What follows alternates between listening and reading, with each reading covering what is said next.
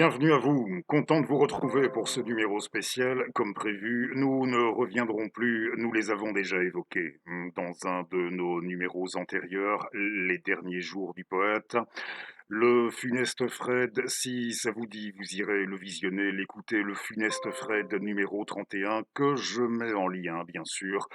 En fin de ce numéro, aujourd'hui, on aura l'occasion, bien sûr, d'évoquer ce qui ne l'a pas encore été, la période avant la guerre, le début de celle-ci, jusque-là, où nous étions arrivés la dernière fois, histoire de constituer comme une boucle, et nous évoquerons, nous procéderons, pourquoi pas, à reculons, hein, pour ce qui est d'évoquer le parcours de notre poète.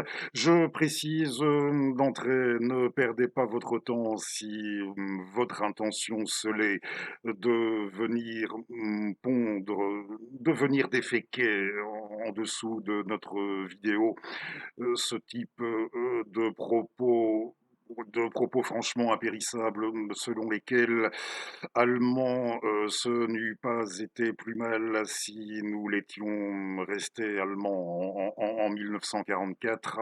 Voilà votre propos, il sera aussitôt dégommé. Et qu'est-ce que je dois me dire là? 80 ans sur YouTube, 80 ans après 1945, 80 ans après, hein, ce serait le non, tout même pas le nec plus ultra en guise, de réaction, de subtilité, en guise de comment en dessous d'une théma comme la mienne. Et encore ne sera-t-il question que proportionnellement, que pour une faible part dans ce numéro de Seconde Guerre mondiale. Et oui, il n'en sera question qu'assez peu, somme toute, dans l'ensemble de politique de Seconde Guerre mondiale dans ce numéro. Mais si c'est ça, oui, nec plus ultra, hein, pensées impérissables à venir mettre en dessous d'une théma comme la mienne. Qu'est-ce que je dois me dire? Que cette plateforme YouTube, décidément n'est rien d'autre que ça, un gros étron, et qu'il faut que je m'en aille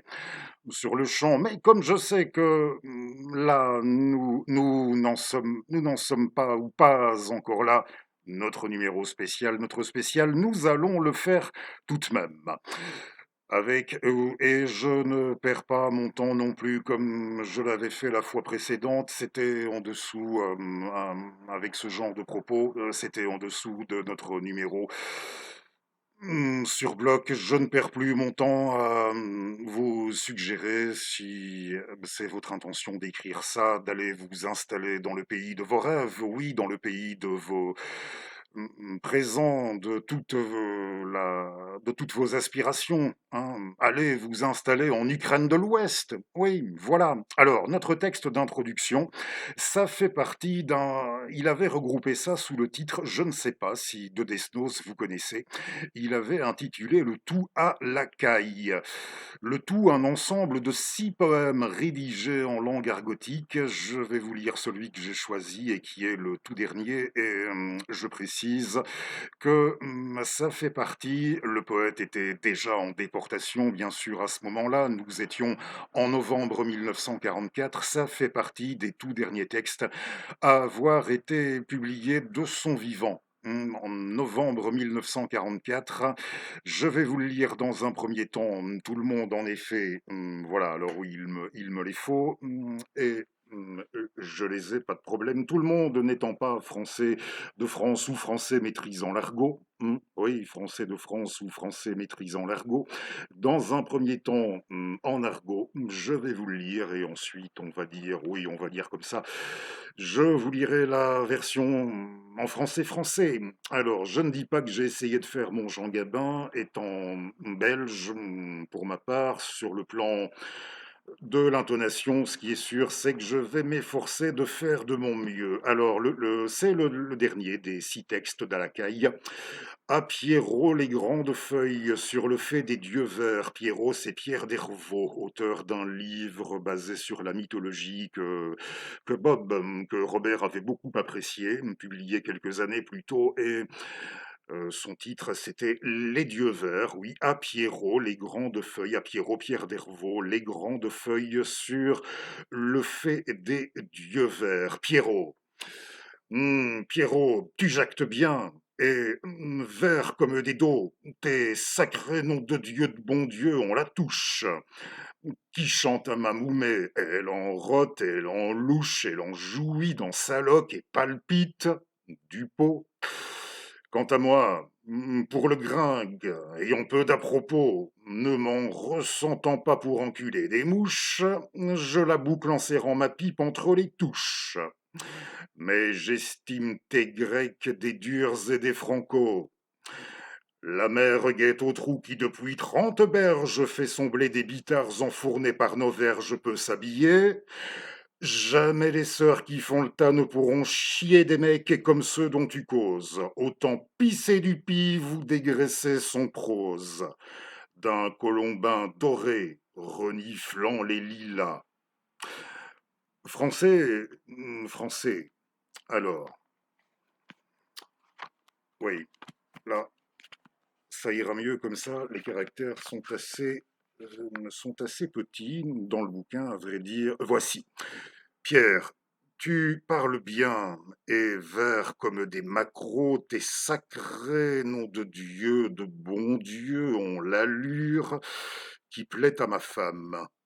Elle en parle, elle le désire, elle en jouit dans sa robe et palpite du postérieur. Quant à moi, pour faire la cour, avec peu d'à-propos, n'étant pas porté à me perdre dans des détails oiseux, je la ferme en serrant ma pipe entre les dents, mais j'estime que tes Grecs sont des hommes virils et loyaux. La sage femme qui depuis 30 ans gagne de l'argent avec les enfants portés à la luxure, engendrés par nos verges, peut abandonner la partie jamais. Jamais les prostituées qui se livrent au racolage ne pourront faire des hommes comme ceux dont tu parles. Autant pisser du vin, ou délivrer son ventre d'un excrément doré et sentant les lilas. Oui, à la caille, c'est le premier texte de Desnos que vous aurez entendu dans ce spécial. Alors, dans les années 30, oui, dans les années d'entre-deux, d'avant-guerre, dans la poursuivre dans la décade 30 du siècle dernier, Desnos, ce qui est sûr, c'est qu'il en a fait pas mal de chroniques discographiques. On n'ira pas jusqu'à dire qu'il s'était, à partir d'une époque, spécialisé dans la chose, mais pas loin. Chronique discographique, chroniqueur musical, de l'actualité musicale et homme de radio aussi. Alors là, de la radio, il en a fait pas mal. Il a dû commencer déjà aux alentours de 1933 et l'année 1938, le premier semestre 1938 est particulièrement intéressant sur le plan de son taf radiophonique. Oui, et à partir de mars 1938, il propose une émission. Alors, il a travaillé sur Radio Luxembourg, si vous voulez, oui, Radio Luxembourg et le Poste parisien. Si je me suis gouré dans un terme ou l'autre, je corrige la dénomination du poste de radio en question, je me corrige en partie description ou en comment, Radio Luxembourg et ce Poste parisien, où à partir de mars 1938, son émission, il l'intitule La clé des songes. On se souvient qu'au temps de ses débuts avec la bande de Breton et des surréalistes, il avait fait pas mal d'expérimentations autour des rêves, de l'analyse des rêves et également des expériences d'écriture sous hypnose, expériences auxquelles ils avaient décidé de... Oui, c'était sur le point de mal tourner à partir d'un moment. Ça prenait une drôle de tournure. Ils avaient préféré y mettre un terme. En tout cas, c'était très prisé, vous le savez, au même titre que Freud et la psychanalyse, l'analyse des rêves du temps des surréalistes. Et là, en 1938, son émission, La Clé des songes, eh bien, vous pouviez contacter la radio pour rapporter des rêves que vous aviez faits. Et on essayait comme ça, à plusieurs, Desnos et ses acolytes regroupés autour de leur micro, essayer d'expliquer, d'analyser et en collaboration avec toute une entreprise, un studio avec tout un équipement, probablement aussi avec des accessoires, probablement aussi la participation de comédiens. On allait jusqu'à reconstituer sous forme scénique, hein, scénique radiophonique, on allait jusqu'à reconstituer, remettre en scène quelques-uns des fragments de vos rêves. Ça, c'était La Clé des songes. Et puis, dans le courant du même semestre 38, à partir de juin 38, il anime une autre émission plus brève qui s'intitule, oui, plus brève comme son titre aide à le comprendre.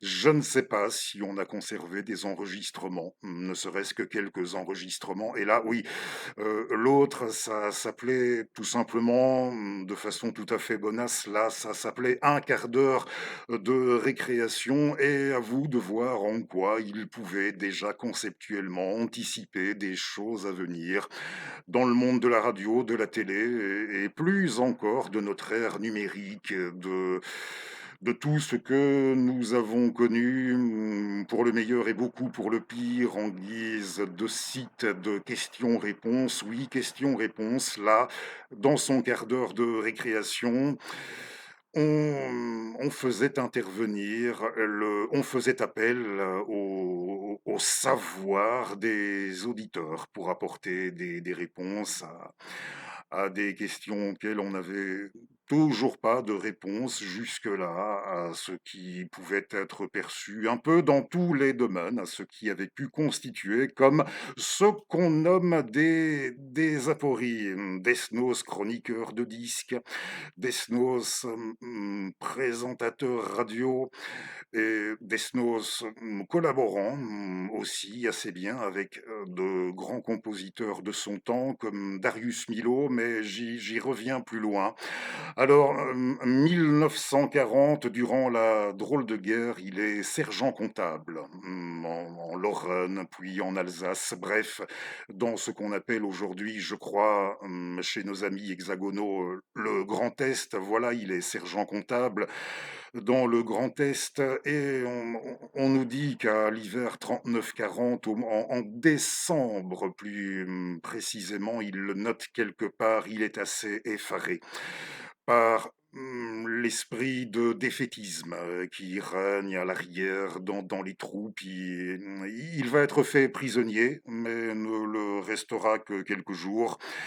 Et après, au premier temps de l'occupation, bon là, vous savez, le maréchal Vichy, et au premier temps, etc. Et au premier temps de l'occupation, avec Henri Janson, il rêve de pouvoir animer un organe de presse qui resterait le plus longtemps possible indépendant, mais qui va assez rapidement tomber sous la coupe de l'occupant. Ça s'appelle Aujourd'hui, et c'est là que se produit, il y aura trois affaires autour des contributions de Desnos à cet organe. Aujourd'hui, la première affaire, c'est celle de Céline. Alors je retourne dans mon bouquin, l'intégrale de Desnos, qui est disponible. Je le rappelle, disponible, tout Desnos en édition Quarto, la collection Quarto de la NRF. Oui, j'ai pas mal de post-it Céline, il est, je ne sais pas pourquoi, sans raison particulière, il est en rose. C'est qu'au début de 1941, Desnos publie une critique pas trop positive du nouveau livre de Céline, et qui s'intitule Les beaux draps, et il va y avoir au journal une sommation d'huissier, hein, avec prière d'insérer droit de réponse. Je vais vous lire ce qu'avait pondu Ferdinand.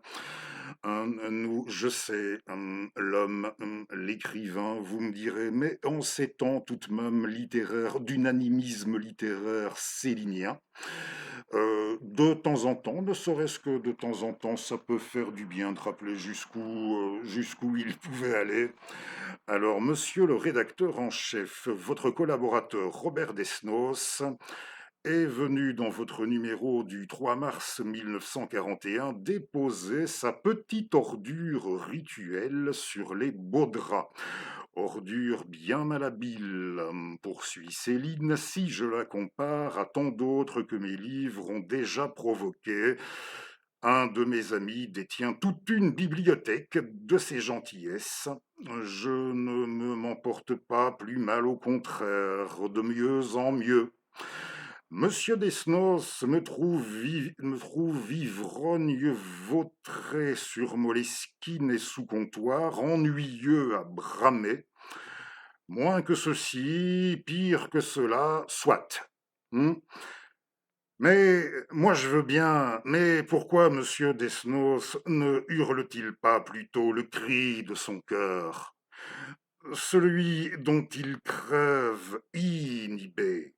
Mort à Céline et vive les Juifs. Monsieur Desnos, même il me semble, campagne, et nous n'irons pas plus loin, campagne philoyoutre, et votre journal inlassablement depuis juin. Oui, c'est...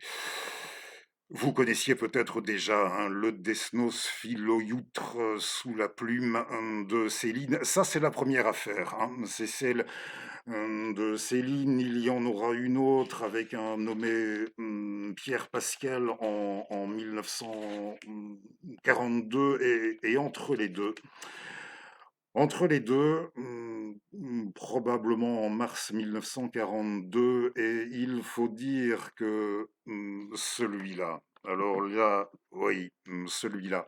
Ce qui est tout de même extraordinaire, c'est que, en guise d'aide-mémoire, vous savez, hein, j'ai des troubles de concentration, alors je dois, ça plaît, ça ne plaît pas, c'est le même tarif, mais je dois m'aider de plus en plus avec le temps de quelques petits aides-mémoire, et je me suis rendu je me suis rendu compte que, sans vous en déduire ce que vous voulez sur le plan symbolique, mais c'est sur le même papier, j'ai écrit le nom de l'homme dont on sait aujourd'hui qu'il porte la responsabilité directe dans la mort de Robert Desnos en déportation, l'homme responsable, le nom de l'homme responsable de sa mort, et le nom de la femme sans doute qui l'aura le plus aimé, Alain Lobreau et Lucie Badou, Yuki sur qui on revient bien sûr plus loin.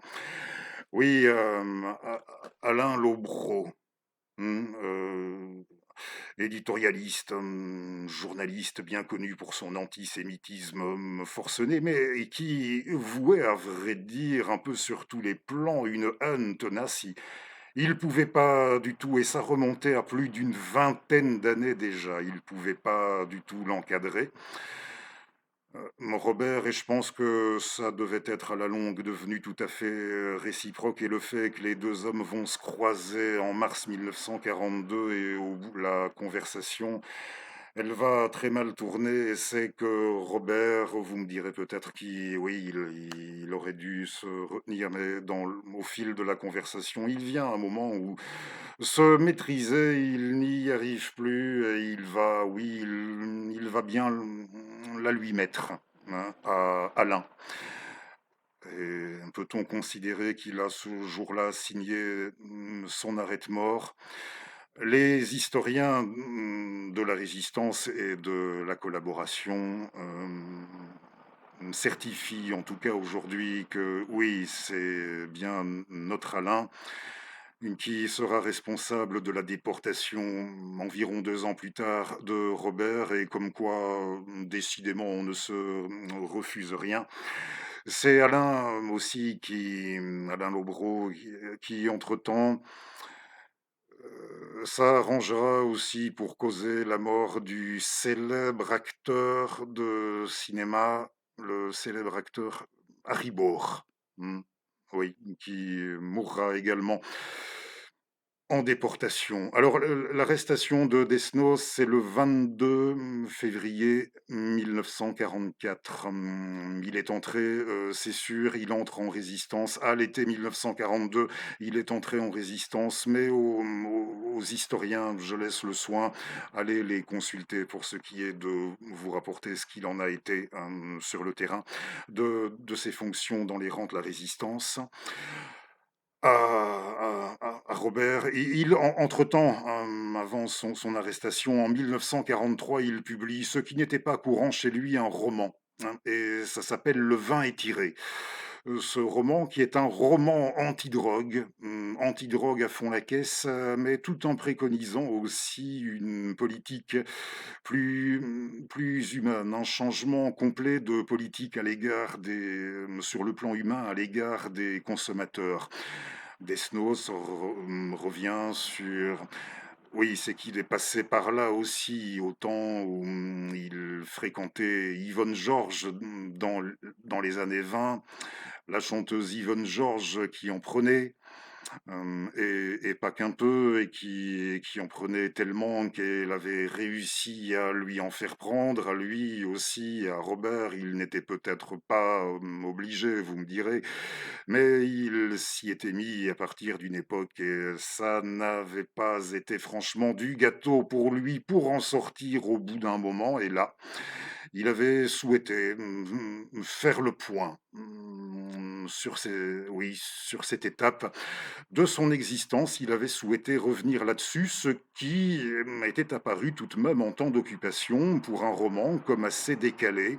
Et peut-être est-ce que c'était pour lui une façon quelque part dans sa tête alors qu'il était entré en résistance. Et c'est clair que dès les débuts de l'occupation, il n'y avait pas eu d'équivoque chez lui, hein, il faut bien le dire.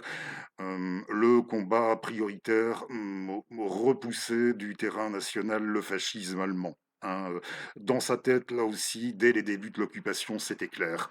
Hein, et peut-être que c'était une façon, en regard de son investissement dans les rangs de la résistance, de faire le vide dans sa tête du côté, hein, on comprenait du côté de sa création littéraire le choix de quelque chose a priori de très décalé. Alors, je sais, vous allez sans doute venir me dire, c'est trop facile comme déduction.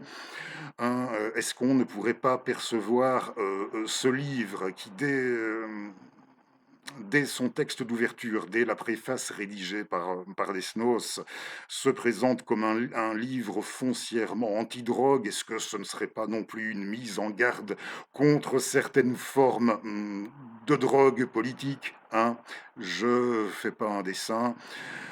C'est assez facile comme déduction, c'est vrai, mais ceci dit, ce n'est pas exclu. Maintenant, si vous voulez vraiment mon avis, je pense qu'il avait besoin alors de quelque chose, de décalé, qui était alors à la fois, sur le plan thématique, il avait besoin, je crois, surtout ça, de quelque chose de lointain et décalé.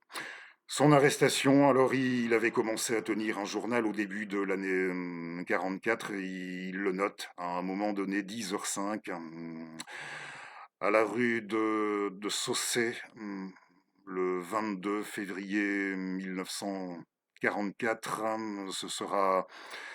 Ce sera Fresnes, après ce sera Compiègne, d'où il partira, comme dans la complainte rédigée en 1945, le texte hommage à son ami rédigé par Aragon en septembre 1945, la complainte de Robert le Diable. Hein.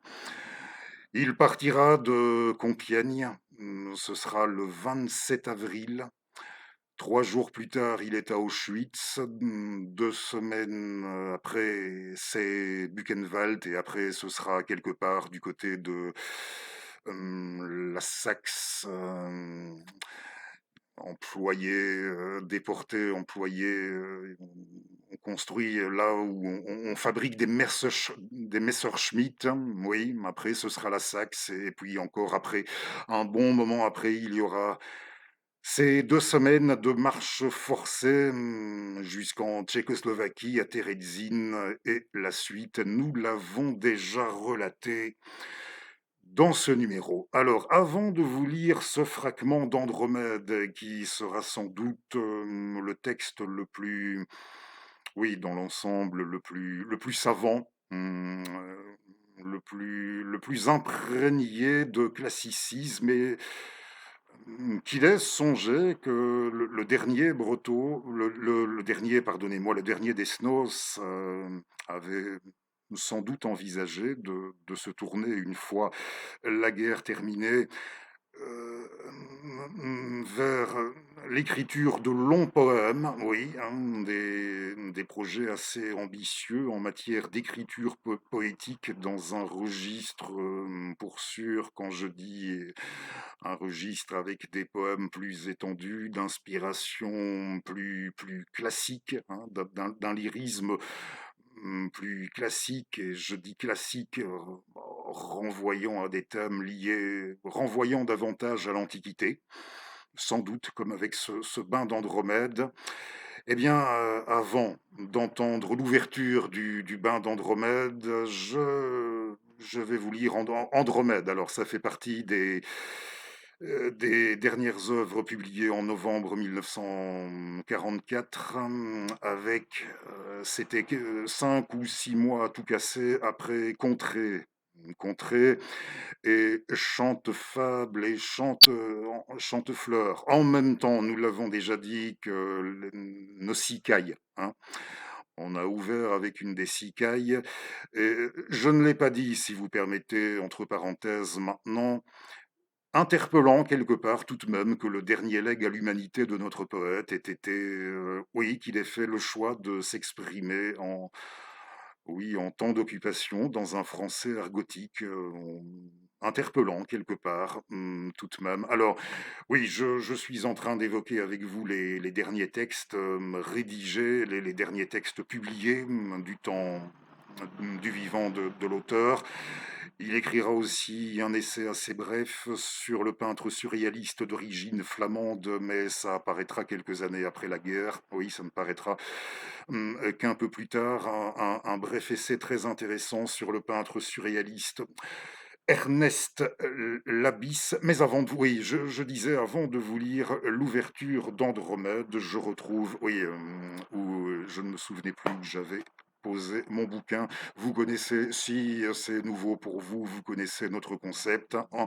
On fait ça à l'arrache, hein, d'une seule prise. C'est le concept de notre funeste frette. J'aimerais tout de même, histoire de vous donner un aperçu aussi de ces conceptions, fût-ce au sens le plus large, aujourd'hui, le temps ne nous permettant pas d'explorer davantage de ces conceptions poétiques à lui, hein, quelques fragments de ces réflexions sur la poésie qui furent rédigés tout de suite après avoir achevé l'essai sur l'abysse. Oui, une réflexion sur la poésie où il nous dit ceci: quand un poète me parle de la Renaissance, nous étions à la Renaissance italienne dans notre numéro précédent, quand un poète me parle de la Renaissance, mhm. Quand un poète me parle de la Renaissance de la poésie, je pense à cette parole burlesque. Nous autres hommes du Moyen Âge. Oui, il faut la méditer, celle-là. Elle est beaucoup plus profonde qu'elle n'en a l'air. Nous autres hommes du Moyen Âge. Il y a une constante poétique, estime encore, estime encore Bob. Il y a une constante poétique. Il y a des changements de mode. Il y a des changements de manie. Il y a aussi des motifs d'inspiration si impérieux que, à tout prix, pardon, il faut qu'ils soient exprimés.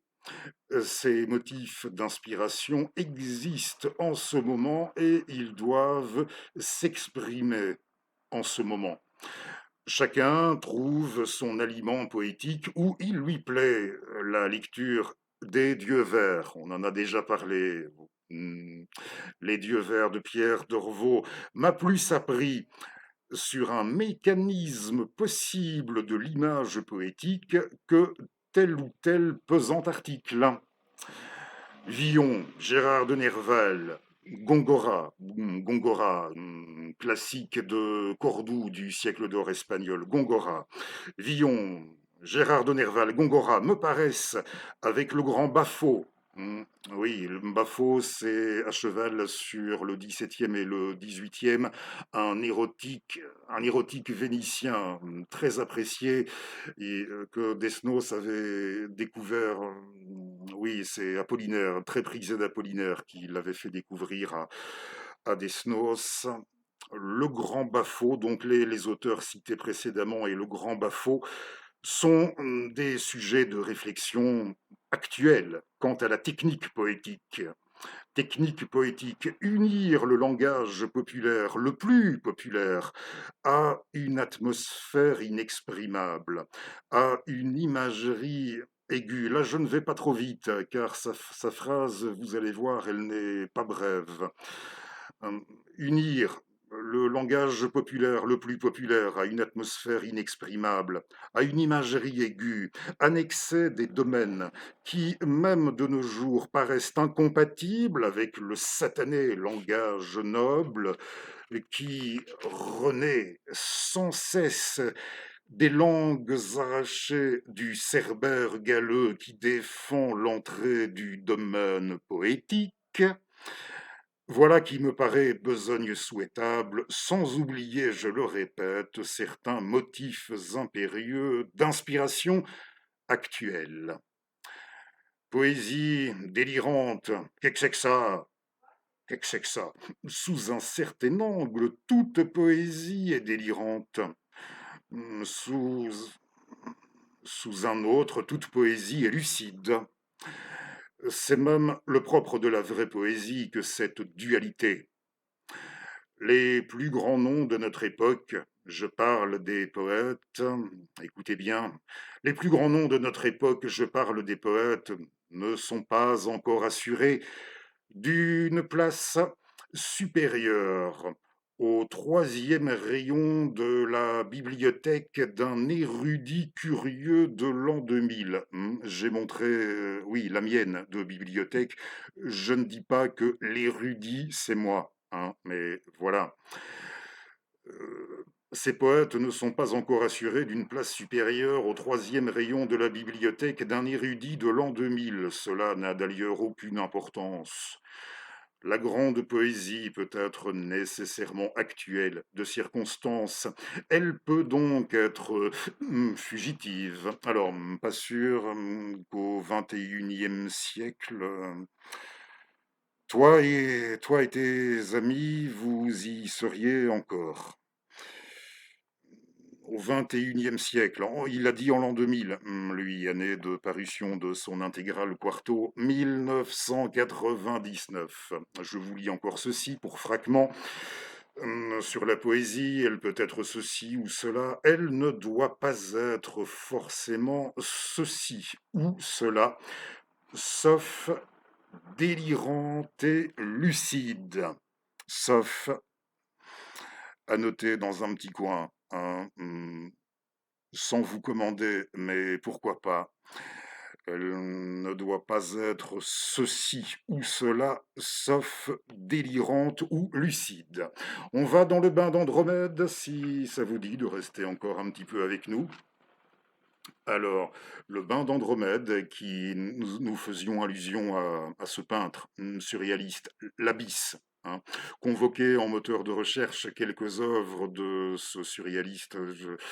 Vous verrez, il y a des peintures. À un moment donné, j'avais arrêté mon choix sur l'une d'entre elles, mais je me suis dit, pas sûr que ça passera la censure. Et comme pour certains textes, à vrai dire, contenus dans notre numéro, hein, ce serait tout de même, avouez-le, de la part de cette plateforme, fort de café. Mais bon, trêve de bavardage, on va se baigner. L'un de mes préférés du poète, le bain avec Andromède, l'ouverture. avec le sous-titre de baignade. Andromède, Andromède au matin sur la plage, a donné rendez-vous à tous ceux qui veulent se baigner. Dans la mer fraîche et close, enceinte de lumière, l'étoile brille encore. L'étoile brille encore qu'arrive la première Rosemonde au beau sein. Rosemonde au bon sein qui seul se dévait, au beau sein, pardonnez-moi, qui seul se dévait et livre son corps nu que roussit le duvet. Aux dernières lueurs de la nuit, aux prémices de l'aube qui se dresse au fond des précipices. Sabine la rejoint, tige en fleurs qui jaillit d'un flot de linge. Par le vent frais assailli, une neige d'écume éclabousse leurs cuisses, et la première vague attache par malice une ceinture d'algues à ses corps qu'embellit le reflet d'une étoile et la longueur du lit.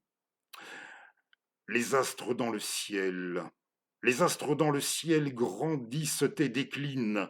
La neige sur les monts à la fois s'illumine des feux naissants du jour et mourant de la nuit. Dans le sentier, bordé de genêts et de buis, Hippolyte paraît. Hippolyte qui, tandis qu'elle avance, se déshabille et jette en figure de danse la robe et la chemise et le court pantalon.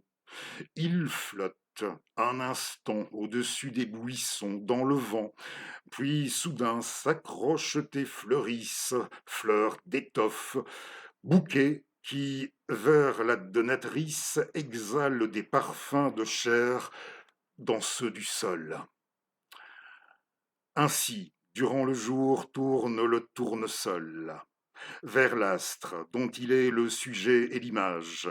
Hippolyte, à son tour, dans la mer plonge et nage, et l'on connaît enfin la présence du jour. À la blancheur du linge, au chant des basses-cours, à l'envol des oiseaux, à l'éclat des nuages, au divorce de l'eau, du ciel et du rivage. Par quel chemin vint-elle? Par quel chemin vint-elle? Andromède.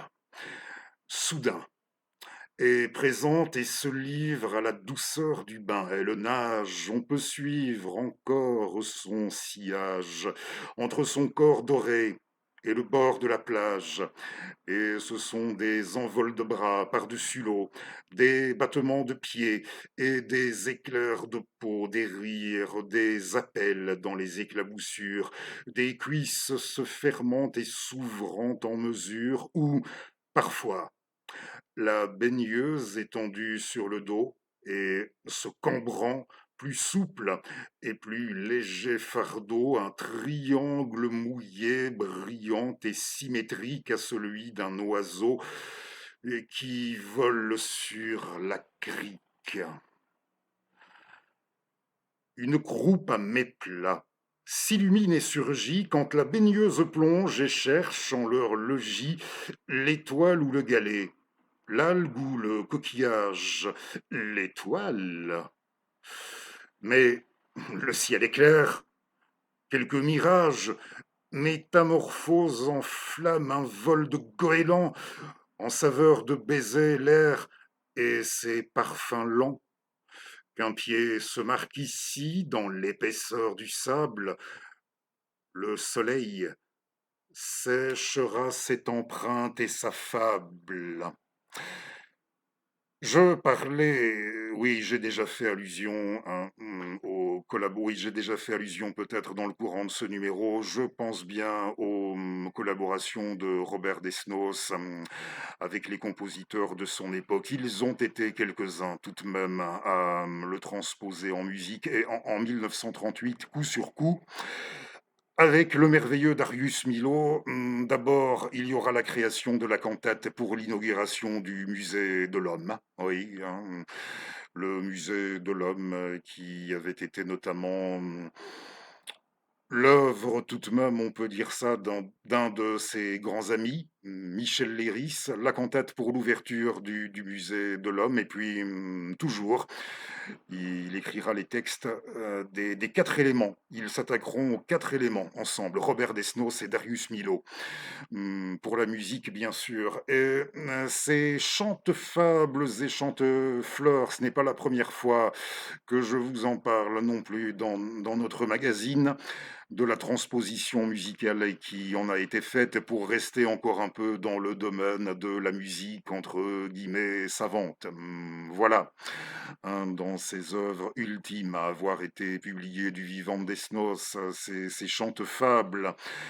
C'est pas la première fois que je vous renvoie au travail, de Witold du compositeur polonais Witold Lutosławski, dont je parlais dans notre numéro. Vous irez l'écouter aussi si vous êtes partant. Notre numéro, celui sur Henri Michaud. Découvrons Henri Michaud. Je vous avais suggéré d'aller écouter ce qu'avait fait Witold Lutosławski, en mettant en musique 3 poésies de Michaud.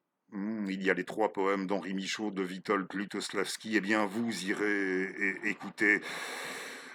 C'est pour soprano et orchestre, ça fait partie de ses plus belles partitions, et je crois des plus belles partitions du siècle dernier. Ce qu'a fait Witold Lutosławski de ses chante-fables et chante-fleurs, à la fois toutes médiévales et modernes de Desnos. Oui, Lutosławski, qui nous a quittés dans les années 90 du siècle dernier, bien sûr aussi. Et la musique savante, entre guillemets, et la chanson. Je vais vous montrer une photo que j'ai dans mon bouquin. C'est que si je vais dans le quarto de Desnos à la partie consacrée, oui, la partie consacrée aux chansons, eh bien on tombe, je vais vous la montrer tout de suite, le temps de souffler un coup tout de même, on tombe sur la grande, l'époustouflante, l'irremplaçable, on tombe sur Juliette.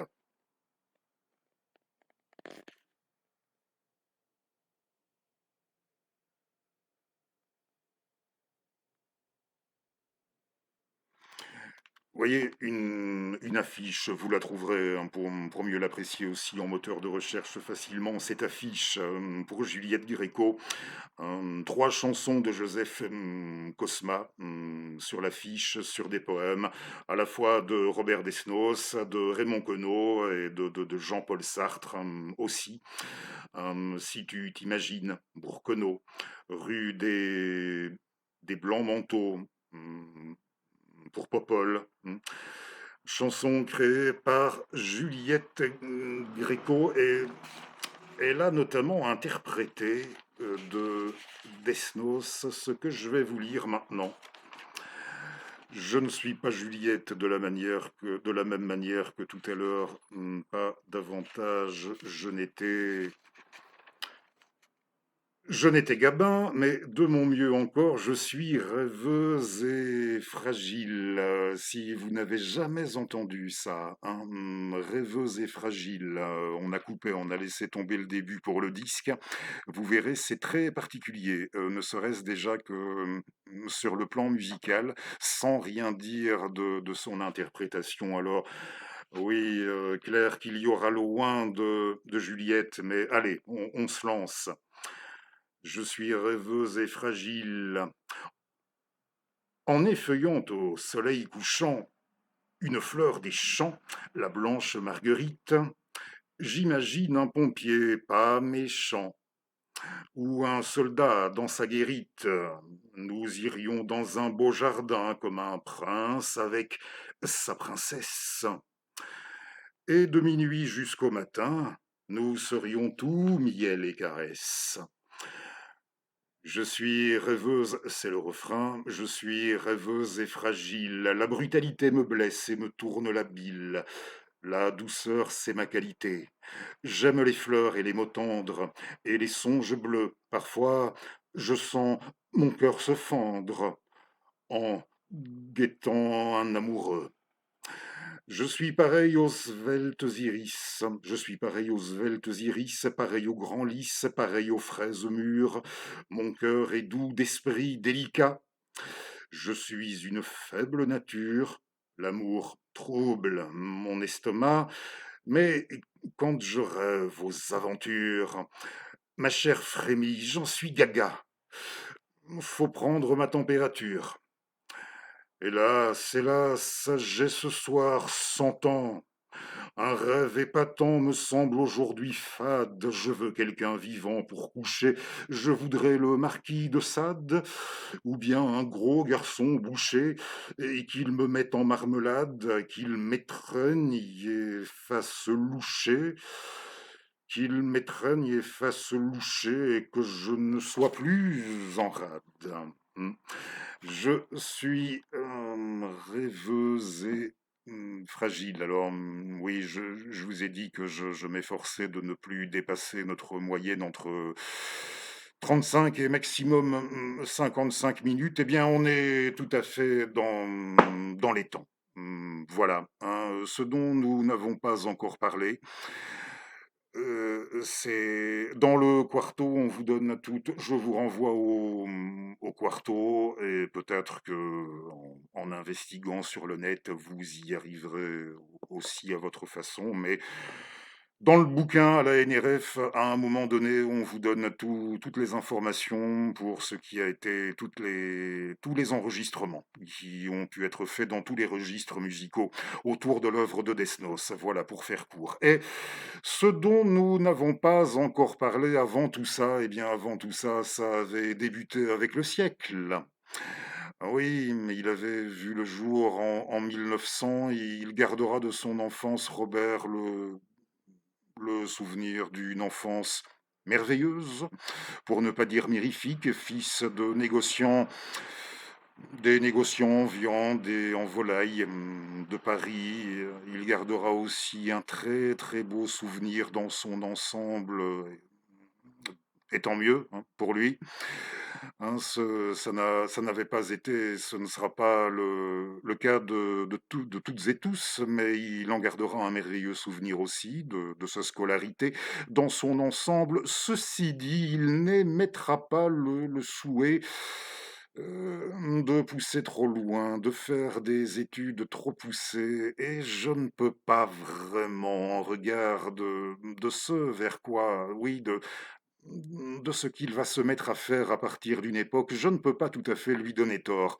À ce moment-là, quand il fait ce choix de ne pas pousser trop loin les études, mais je ne m'étends pas là-dessus, hein, si pas nécessairement en rapport avec Desnos, j'ai déjà eu l'occasion de traiter de cet aspect, j'y reviendrai une autre fois, dans un autre funeste. J'ai déjà eu l'occasion, oui, de cet aspect-là, d'en parler avec vous. Et il débute, divers petits boulots. Il travaille comme assistant. D'abord, il travaille dans une librairie et il va essayer de débuter comme pas mal d'écrivains le faisaient alors, comme un Janco plus tard le fera auprès de Jean-Paul Sartre. Il essaie de débuter. Généralement, on estimait que c'était en ces temps-là, c'était si pas la meilleure méthode, l'une des meilleures méthodes pour débuter dans la carrière, si on souhaitait faire, oui, arriver à produire un jour un petit quelque chose là-dedans. Il fallait mieux débuter en travaillant en trouvant un job, de comment disait-on? De secrétaire d'un autre écrivain, et c'est ce qu'il fait, durant tout un temps. La guerre de 14-18, bon, né en 1900, il aura été trop jeune, pour être appelé sous les drapeaux, mais il va tout de même se taper 2 bonnes années, même peut-être un peu plus encore, 2 bonnes années au moins, de service militaire, hein. Il termine vers 1922, service militaire qui va l'emmener du côté, du Maghreb, du Maroc, de Fès, et il se dira assez ébloui, par ce qu'il voit, par le pays, par tout ce qu'il observe, la nature, les paysages, le cadre autour de lui. Ça va beaucoup le marquer à ce moment-là, de la même manière que plus tard, à l'époque où il sera bien sûr Oui, dans le civil, il y aura le voyage à Cuba et qui le marquera beaucoup, il apportera son soutien assez rapidement, contre Machado, contre le président Machado. Il apportera assez rapidement son soutien à des révolutionnaires de là-bas, de la Havane. Ce sont des voyages, oui, si on peut épingler 2 voyages qui l'auront beaucoup marqué. Au début de sa vingtaine et après le Maroc et qu'est-ce que je viens de dire? Oui, je viens de faire allusion au Maroc et à Cuba, bien sûr. Pardonnez-moi, on approche de la fin et je crois que ça s'entend. Ces voyages pour les femmes de sa vie, il faudrait un numéro complet. Oui. Pour traiter aussi bien, si vous avez déjà lu là-dessus, il faudrait un numéro complet pour en traiter des 2 femmes de sa vie. L'impalpable, comme on a dit, l'impalpable et le tangible et entre les 2, s'immisçant comme la clé de l'érotisme. Oui, impalpable, tangible, 2 femmes. Yvonne, oui, d'abord, oui, Yvonne, cette chanteuse, qu'appréciait beaucoup aussi Jean Cocteau, hein, et qui se produisait, souvent dans le cadre de spectacles de cabaret montés par Cocteau. Yvonne Georges, oui, la chanteuse Yvonne Georges qui décède de tuberculose en 1930 et nous en avons parlé, nous y avons fait allusion à Yvonne et hélas, cet impact qu'elle a eu, sur la vie et la carrière de Robert à partir d'un moment et on avait dit aussi qu'il en était sorti. Oui, Yvonne Georges. Mmh. Elle disparaît, elle décède en 1930 et la même année, il fait la connaissance de Yuki. Yuki, c'est en japonais la neige rose et pour elle, elle deviendra la sirène. Yuki Fujita, l'épouse de ce peintre japonais, de ce peintre français d'origine japonaise, peintre bien connu, Fujita. Mmh. Et j'ai pu remarquer, vous me direz, elle ne l'avait pas fait exprès, mais l'une et l'autre avaient des origines belges. C'est que, oui, Yvonne Georges était native d'Uccle, l'autre était native de Tongres, Tongeren, chez nous. Toutes deux avaient des origines belges. Vous aurez saisi que Yuki n'était pas davantage japonaise que votre serviteur. Yuki, la sirène, c'est au moment où Fujita fait le choix de se casser définitivement de France qu'il va, on disait que, oui, Fujita et son épouse, comme un couple dit très libre, et il va la lui laisser. Voilà, il lui laisse, il la laisse assez bon soin à lui, à Bob. Que voulez-vous que j'ajoute à ça, hein? Yuki, qui ne demandera officiellement le divorce avec le peintre qu'en 1954 et qui se fera appeler à titre posthume Madame Desnos, Yuki Desnos. Il aura le temps de là-bas, je ne l'avais pas dit la fois dernière, il aura le temps. 4 lettres, oui, 4 lettres de là-bas, de lui, lui parviendront. Avant le grand départ, le grand bond, le 8 juin 1945, il faudrait un numéro entier aussi pour traiter, oui, comme il en va pour les femmes de sa vie, de ce qu'il en fut de son épopée surréaliste. Il ne m'appartient pas de décider de savoir s'il a bien fait ou non. Là, de se casser lui, ou plutôt de s'être arrangé pour se faire virer du groupe surréaliste par Breton à la fin de l'année 1929. Non, il ne m'appartient pas du tout de trancher là-dessus et j'avoue que maintenant, ceci dit, je me demande si en regard de ce que va écrire ultérieurement et d'un point de vue communiste, et là d'un point de vue bien communiste tout de même, en regard de ce qu'écrira ultérieurement des années plus tard d'un point de vue bien communiste Roger Vaillant, et ça paraîtra, ça, je pense que ça ressortira de ma part, ça ne ressortira de ma part que dans un premier temps, oui, songez-y, que dans un premier temps comme paradoxal. Alors là, peut-être aura-t-il eu, peut-être qu'il aura bien fait, somme toute, de ne pas rallier, d'avoir estimé que ce n'était pas son truc, de son ressort. Oui, le communisme, d'adhérer au parti.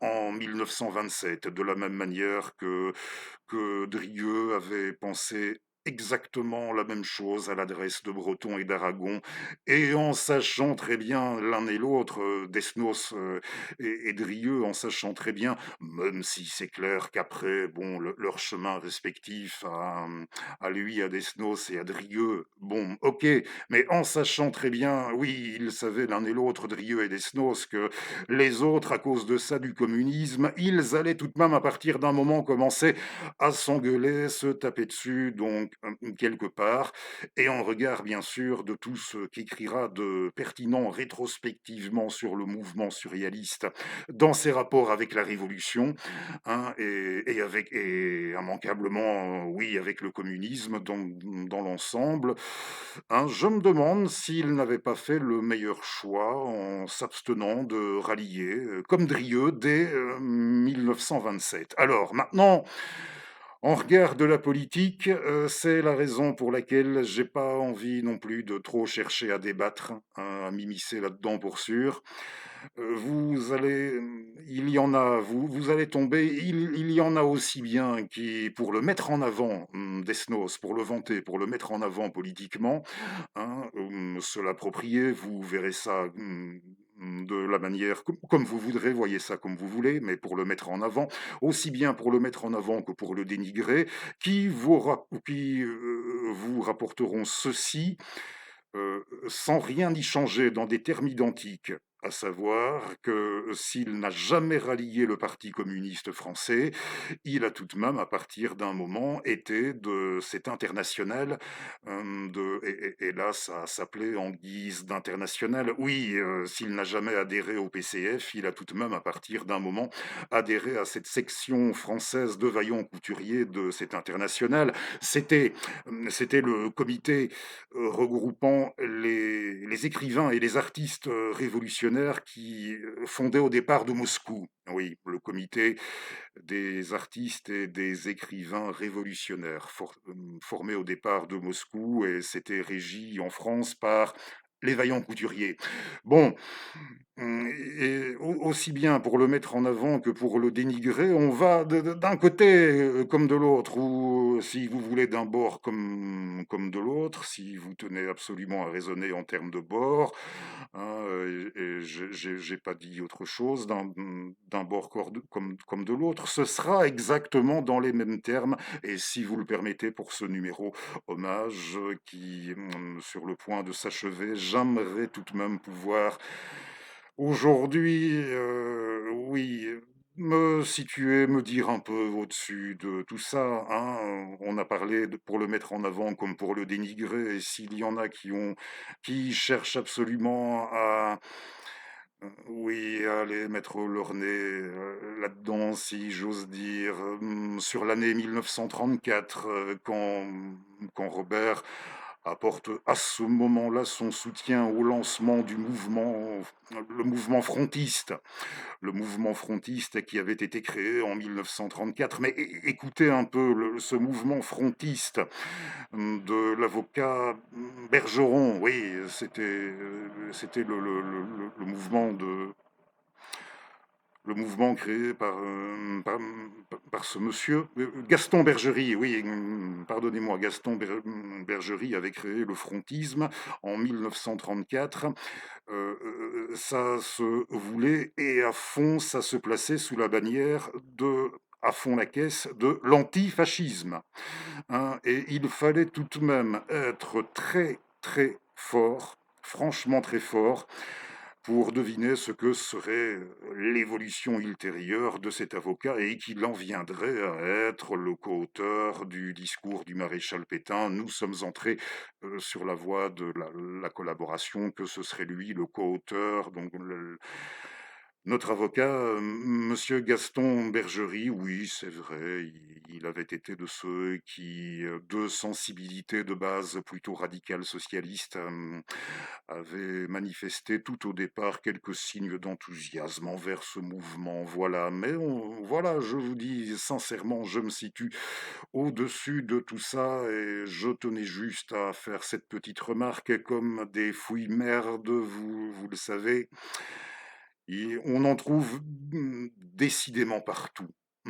Et pas de conclusion politico-philosophique pour ce numéro, si ce n'est que plutôt plutôt qu'une citation de lui, de Desnos, je suis allé chercher ces vers de Jean Rista qui ont été mis, je le précise, je tiens à le préciser tout de même, tout à la fin, après la conclusion de son ouvrage qui s'appelle Lumière commune, du philosophe contemporain, du philosophe Georges Gastaut. Et c'est de Jean Rista, l'ami, oui, Jean Rista, vous savez, le dernier ami, l'ami de Louis Aragon. Et c'est clair que, si vous permettez, vous irez écouter chanter par Jean Ferrat la complainte de Robert le Diable, si vraiment vous ne l'avez jamais entendu, mais il me semble, c'est tellement connu. Alors je me suis dit plutôt que de terminer sur une citation, ça aurait fait un peu bateau, de la complainte d'Aragon. Hein. Pourquoi pas ceci de Jean Rista, hein, et, que je tiens bien à vous lire en me situant, comme j'ai dit, au-dessus de... Voilà, si vous m'avez bien écouté. Et si la clarté des étoiles, et si la clarté des étoiles nous paraît encore lointaine, je demande la force du souffle et qui conduit le coureur épuisé à transmettre à d'autres le flambeau.